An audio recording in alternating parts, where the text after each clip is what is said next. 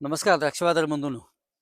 मी विजय कुंभार तासगाव. आज आपण चर्चा करणार आहे, बागेत तणांचा वावर किती असावा, ह्या काळात तणनाशकाचा वापर करावा किंवा नाही, त्याचवेळी खोड्याचं नियोजन कसं करावं, तणांचा नेमका काय फायदा होऊ शकतो आणि तणनाशक मारलं पाहिजे किंवा नाही, ह्या सगळ्या विषयावर आपण चर्चा करण्याचा प्रयत्न करतोय. माझी विनंती आहे, व्हिडिओ शेवटपर्यंत ऐकण्याचा नक्की प्रयत्न करा.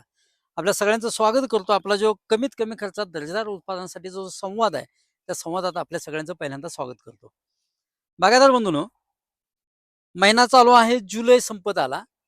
आज जवळ-जवळ 26 जुलै आहे 2026 आणि छाटणीला अजून किमान 60 ते 75 दिवसाचा कालावधी आहे. म्हणजे जवळ 2 ते 2.5 महिने आपल्याला अजून पूर्ण कालावधी आहे. म्हणजे ऑगस्ट सगळा आहे, सप्टेंबर सगळा आहे.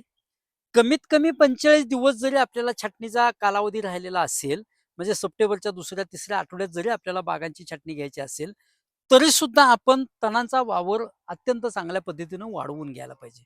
नव्हे मी तर म्हणेन, की तणं वाढवा. नसतील तणं तर आणून टाका, पण वाढवा. म्हणजे एकरी 20 किलो किमान धान, म्हणजे धान कोणतंही असू द्या, ताग असू द्या, धेंचा असू द्या. शक्यतो चुनखड जमीन असेल तर धेंचा वापरा आणि ब्लॅक सॉइल असेल तर मात्र ताग वापरण्याचा प्रयत्न करा.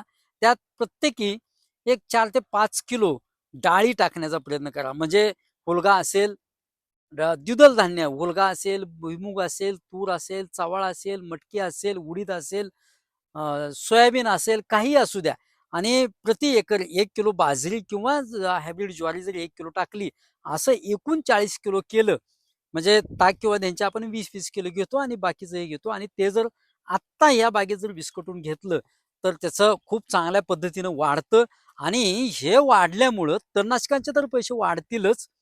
त्याचवेळी नायट्रोजनची स्पर्धा जी आहे, ती स्पर्धा सुद्धा कमी होईल. म्हणजे खोडा जो वाढायला लागलाय, तो सुद्धा आपल्याला थोडाफार कमी वाढलेला दिसेल. ह्याच काळात खोडा वाढत असेल तर वाढू द्या, काही प्रॉब्लेम येत नाहीये. खूपच लांब जात असेल तर निम्म्यात फार तर मोडून घ्या. निम्म्यात मोडला तरी चालेल, नाही मोडला तरी सुद्धा चालेल. तो आपोआप करपून सुद्धा जाईल, तर डावणी भुरी त्याच्यावर येईल. मला वाटतं बऱ्यापैकी आपले सगळे आता बोर्डोचे फवारण्या झालेले आहेत. आपल्या कीटकनाशकांच्या फवारण्या म्हणजे आपण जे बटलर आणि 1 मिली क्युराक्रॉन असे वेगवेगळे स्प्रे आपण घेण्याचा प्रयत्न करतोय किंवा डेंटासून धुण्याचा प्रयत्न करतोय.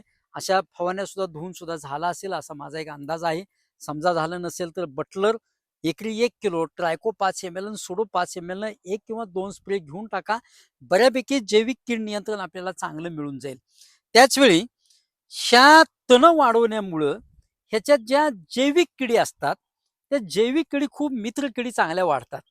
म्हणजे ट्रिप्टोलोमस कीड असतील किंवा हुमणीला खाणाऱ्या आळ्या असतील किंवा अ, चिमण्या वेगवेगळ्या प्रकारच्या असतात त्या जे आपला खोडकिडा आहे, तो खोडकिड्याच्या पतंगाला वेगवेगळ्या प्रकारच्या चिमण्या धरून खातात. त्यामुळं ह्या काळात कुठल्याही परिस्थितीत तणं न काढता तणं बागेच्या वर कशी निघून जातील, जे जंगल कसं बागेत तयार होईल एवढं करण्याचा प्रयत्न नेमकापणानं करण्याचा प्रयत्न करा. बागायतदार बंधूंनो, आपण मिलीबग ह्या विषयावर बोललो. आपण खोडा ह्या विषयावर वेळच्या वेळी चर्चा करत आलो. आपण काळी मॅच्युरिटी ह्या विषयावर वेगवेगळ्या चर्चा करण्यात आलो.